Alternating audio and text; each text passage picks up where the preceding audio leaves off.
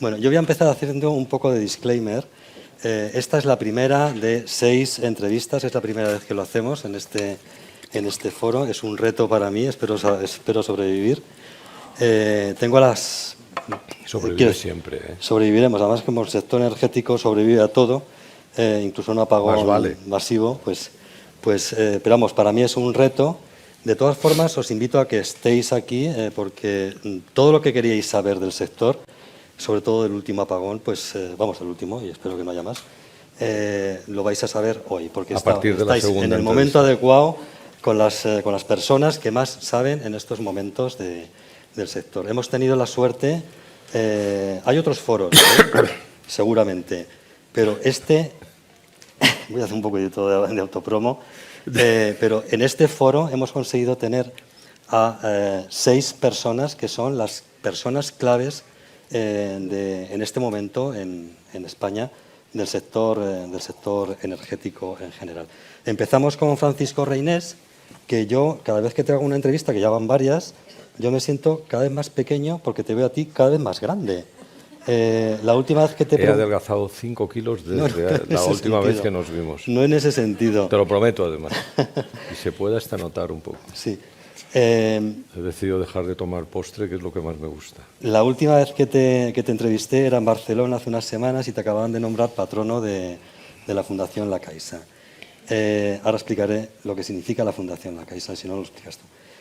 Y ahora te entrevisto y te acaban de nombrar otro poco más vicepresidente ejecutivo de Criteria. La Fundación La Caixa es la segunda, tercera, si no me equivoco, fundación privada en el mundo.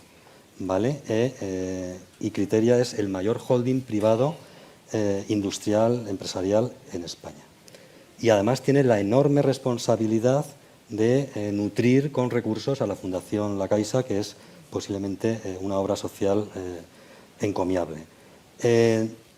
Dentro de tu nuevo puesto, que sigues además ejerciendo como presidente ejecutivo de Naturgy, ¿qué posición o qué papel debe jugar Naturgy dentro de esta recomposición de la cúpula de Criteria y también tu nueva incorporación al patronato de la Fundación? Bueno, buenos días a todos y gracias por asistir a esta entrevista que Miguel Ángel siempre intenta sacar el puntillo a cada entrevistador. Yo creo que el compromiso de Criteria con Naturgy ha sido y es muy especial. Después de CaixaBank, que es el objeto fundacional de todo ese grupo, Naturgy es la segunda participación en importancia económica, en peso relativo y en historia. Aunque Naturgy es una compañía que nace en 1843 y por lo tanto tiene más de 180 años, la historia en este caso, Criteria, a través entonces de Caixa en Naturgy, data más de 40 años de compromiso y, por lo tanto, yo creo que es un reconocimiento a ese compromiso que quiere tener y ha tenido con la historia de la compañía. Es el primer accionista, es el accionista más representado en el Consejo de Administración y, además, es el accionista que siempre ha actuado de pivote en todo lo que han sido los movimientos accionariales en torno a la compañía. Apoyó en su momento la formación de la primera empresa por energía vendida en España, como Suma de Gas y Electricidad, la antigua Gas Natural y Unión Fenosa, y desde el primer momento, y estoy hablando de hace ya 50 años, pues fue el gran apoyo en el desarrollo del gas natural en España con el acuerdo con Argelia cuando uno de mis antecesores, Pere Duran Farrell, era presidente de la compañía. Por lo tanto, ¿qué significa esto? Pues yo diría que es sobre todo un espaldarazo más al futuro de Naturgy y a su compromiso con la compañía. Tenemos 15 minutos, no es mucho, pero sí suficiente porque yo quiero hablar sobre todo de 4 temas. Apagón, calendario del cierre de las nucleares, inversiones en redes y luego también tema de descarbonización y gas dentro del nuevo contexto europeo que se está configurando, ¿no? Yo creo que deberíamos empezar por el apagón, nos lo quitamos de encima y luego ya veremos a ver qué es lo que da de sí. Me gustaría saber, muy directo, qué pasó, bajo vuestro punto de vista, y qué hizo Naturgy como gran empresa y sobre todo también, desde el punto de vista personal, ¿dónde te pilló a ti? ¿Qué fue lo primero que pensaste y qué hiciste en esas horas? Lo más fácil de responder es lo último y además es lo más divertido. Yo aterricé en Argel ese lunes a las 11:25 de la mañana y hasta las 2 y pico que tuve una reunión con el embajador Morán en su residencia no me había enterado de nada porque no había comunicaciones, no funcionaba el WhatsApp, no funcionaba el email y vivía feliz porque decía, mira qué bien que saben que estoy de viaje y nadie molesta mucho. Esta es la realidad y alguno que está aquí presente en esta sala estaba conmigo y lo puede ratificar, ¿no? Yo diría varias cosas. La primera es, se ha hablado mucho del apagón y no se ha hablado casi nada de la recuperación que ha habido en el restablecimiento del apagón, ¿no? El apagón puede haber ocurrido, ojalá no hubiera ocurrido, es una desgracia. Yo creo que es excesivo el pedir explicaciones aún, sobre todo porque hay unos que tienen la visión global. Nosotros, como operador en una parte del share eléctrico, podemos tener nuestra visión, pero creo que sería desvirtuar el análisis y, sobre todo, desvirtuar la conclusión si no esperáramos a que hable el que tiene todos los datos. Lo que hemos hecho ha sido, y por cierto son más de 1.000 millones de datos los que hemos tenido que trabajar y proporcionar, porque además se han solicitado con buen criterio al milisegundo, y datos al milisegundo durante todo un periodo de tiempo tan largo implica muchísimo trabajo, ¿no? Por lo tanto, yo la primera cosa que digo es buscar las causas en algo que puede tener multivariantes, en algo como se intenta a veces de forma simplificada atribuirlo a una sola causa. Yo creo que es un error conceptual. El que sabe de estadística además es un error metodológico y creo que además el que tiene que tener la mayor correlación de variables es el que tiene todos los datos, que no somos nosotros, sino que será la comisión que para esto está investigado. Lo que se nos tiene que exigir a todos es proporcionar los datos, que así lo hacemos, y mientras tanto operar el sistema lo mejor que podamos. En cambio, hablar de la recuperación yo creo que se ha puesto poco en valor. Y aquí estoy viendo a mis colegas, tanto Pepe Bogas de Endesa como Mario Ruiz Tagle de Iberdrola, podemos los tres decir que todo el mundo, y sobre todo desde el lado de la generación, que entre los tres representamos más del 90% de la generación que en su momento se puso a disposición de recuperar el sistema, y todas las redes de distribución, ahí estuvieron, ¿no?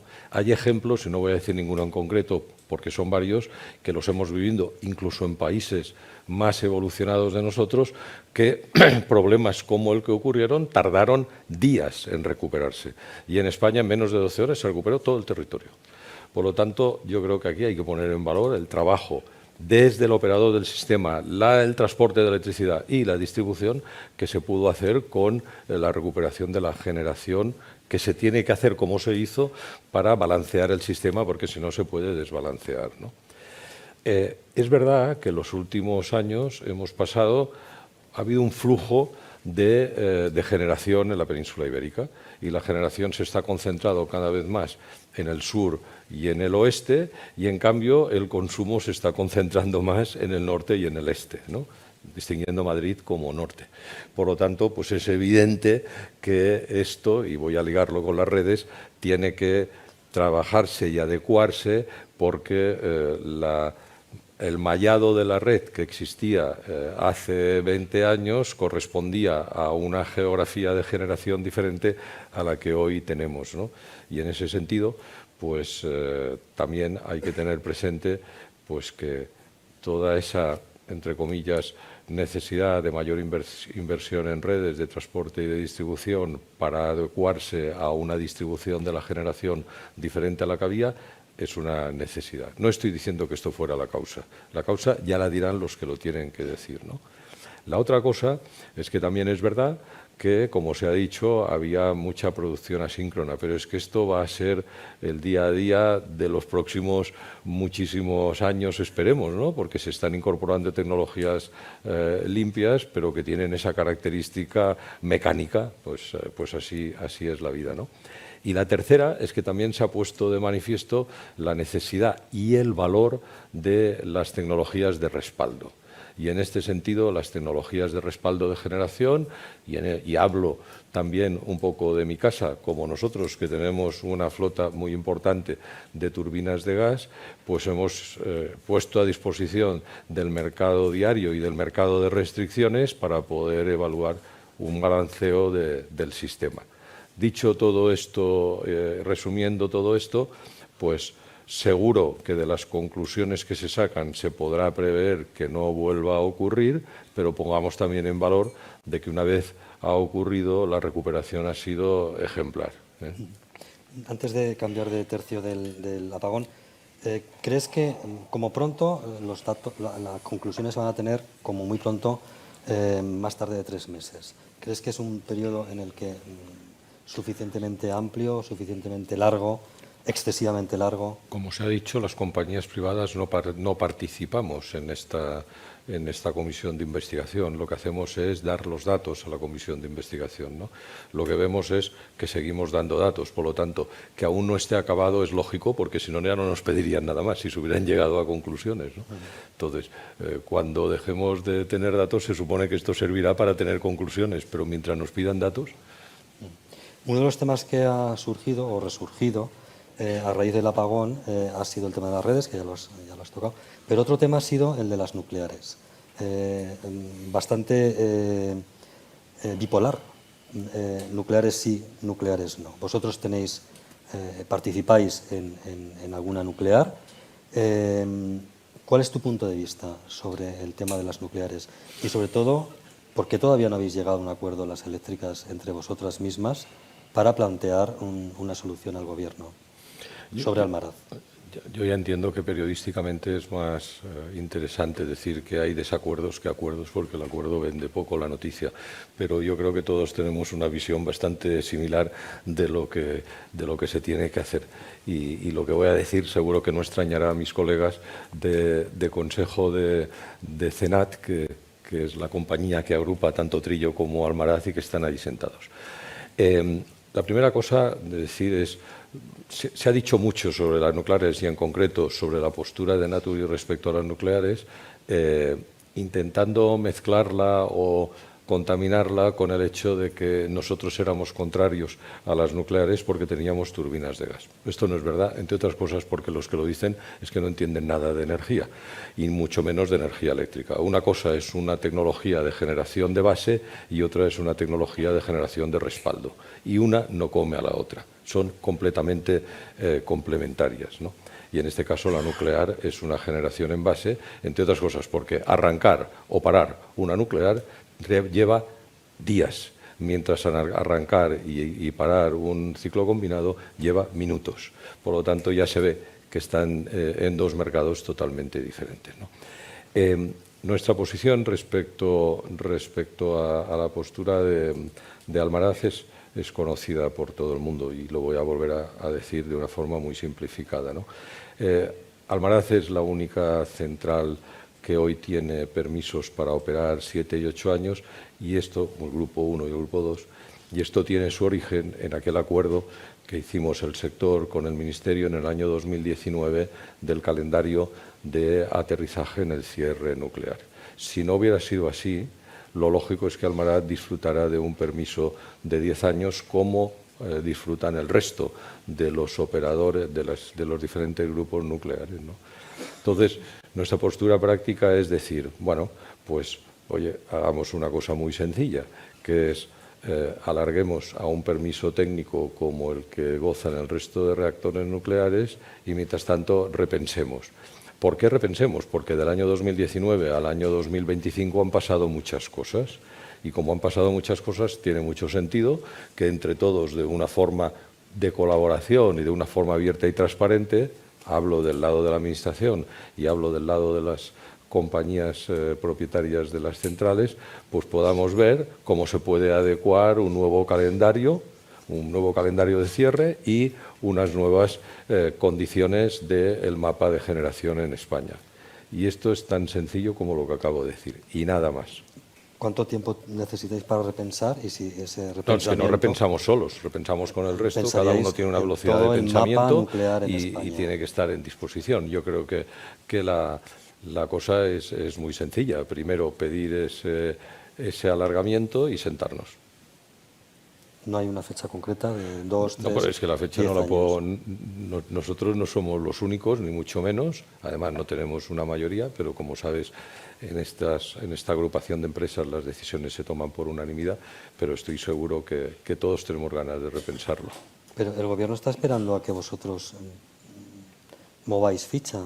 Bueno, yo creo que esto de los plazos también se han dicho muchas cosas, pero aún estamos a tiempo de hacer muchas cosas porque el límite, el deadline sobre este tema aún no ha llegado al final. Bueno, tenemos 4 minutos y no quiero dejar en el aire 2 temas que yo creo que son muy importantes. El tema de descarbonización, se habla mucho de descarbonización, pero al final también va de plazos y de qué ritmo. ¿Tú crees que se está yendo demasiado rápido, demasiado lento?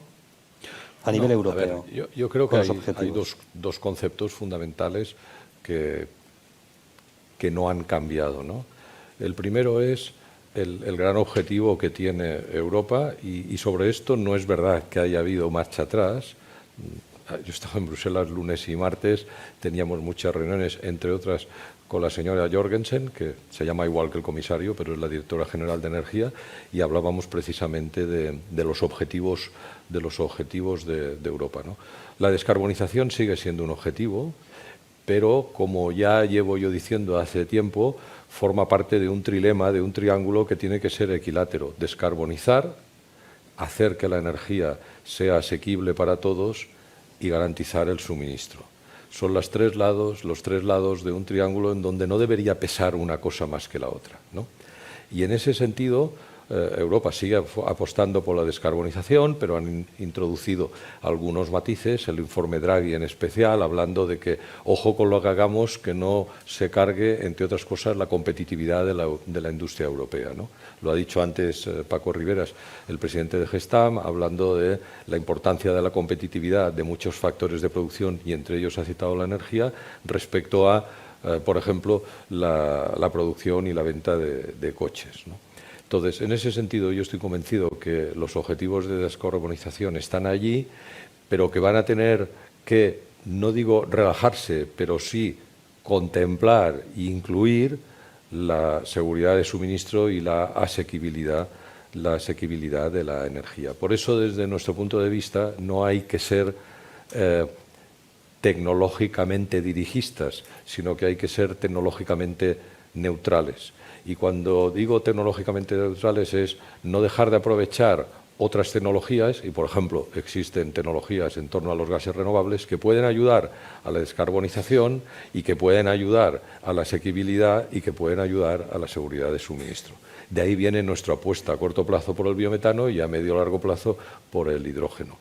Hay sitio para todos. La electrificación es una solución, es probablemente la solución más evidente, pero no es la única. Y se puede vivir en un mundo más descarbonizado también con el equilibrio entre la electrificación y los gases renovables. Nos queda 1 minuto y 15 segundos. Yo es que desde el apagón estoy obsesionado con los segundos, porque no sé si fueran los 12 milisegundos. Entonces voy a intentar ser absolutamente escrupuloso, porque es que si no el reloj ese se apaga. Esto sí que se apagará. Esto sí que se apaga. Sí que te quiero preguntar por lo último en el sector energético, sobre todo que os afecta mucho a vosotros, es el deseo de la Comisión Europea de acabar con las importaciones de gas ruso en el año 2027. No queda nada y a vosotros os va bastante en ello. Nosotros tenemos un contrato con Rusia, con Yamal Arctic, desde el año 2013, cuando todo el mundo firmaba contratos con Rusia para tener gas. no solamente nosotros, un contrato que empezó a estar en vigor a partir del año 2018 y a unos volúmenes fijos en sistema take-or-pay hasta el año 2042. ¿Qué quiero decir? Hay que retrotraerse al 2013 y en aquel entonces se estaba planteando una industria competitiva necesaria para el gas, porque recuerdo que hay sobre todo muchísimos procesos industriales que no son electrificables y que necesitan combustibles, y abandonar el carbón y pasar al gas, y en concreto el 22% del gas del mundo está en Rusia. Por lo tanto, tenía bastante evidencia que Rusia debía ser un proveedor razonable de gas, ¿no? Es verdad que han cambiado mucho desde el 2013 hasta ahora, ¿no? Lo que ha hecho la Unión Europea en una propuesta, en un paper que llaman ellos, que salió a la luz el 6 de mayo y que habla de que durante el mes de junio se van a concretar las medidas, es decir, que había un objetivo de abandonar el gas ruso, pero sí que ha distinguido dos tipos de contratos con el gas ruso: los contratos spot y los contratos de largo plazo, porque entienden que son dos mundos diferentes. Yo quiero decir que aún hoy, después de haber iniciado la guerra de Ucrania hace más de 2 años, el 60% del gas que se está comprando a Rusia es en base a contratos spot, que son los fácilmente eliminables, porque no tienen ninguna contrapartida, ningún compromiso. En cambio, solamente el 40% del volumen tiene que ver con el gas a largo plazo. Nosotros somos de los del gas a largo plazo. Habiendo podido aumentar nuestros volúmenes de gas durante el proceso de la guerra de Ucrania, pues nosotros no hemos aumentado en un solo megavatio las compras de gas ruso. Ahora, eso sí, tenemos un contrato take-or-pay que obliga a unas compras de gas ruso. ¿Qué estamos solicitando a la Unión Europea? Dos cosas. Es que si hay que abandonarlo, tiene que haber garantías jurídicas, y de esto saben mucho más los abogados que yo, para que ese abandono no repercuta en una reversión a aquellos que tienen obligación de comprarlo. Y dos, de que además eso no suponga un beneficio para Rusia, porque si a quien se quiere penalizar es a Rusia, ¿cómo vamos a ayudar a Rusia a que cobre 2 veces, por el gas que no vende y por el gas que vende, ¿no? Ese sentido, yo creo que aún queda mucho por trabajar, Miguel Ángel, en la Unión Europea y sobre todo en los servicios jurídicos, porque han entendido esa postura, que es verdad que afecta a pocas compañías grandes, no afecta a muchas pequeñas, que son las tenedoras de los contratos spot y de corto plazo, y que durante las próximas semanas se tendrán que concretar. El primer paso está dado. La distinción entre los dos es muy necesaria. Muchísimas gracias, Paco. Hasta la próxima entrevista y hasta tu próximo ascenso. No sé qué te falta. O sea, no, estoy ganar seguro el Giro que no. O algo, no sé, porque... Muchas gracias, Miguel Ángel. Pues muchísimas gracias a todos.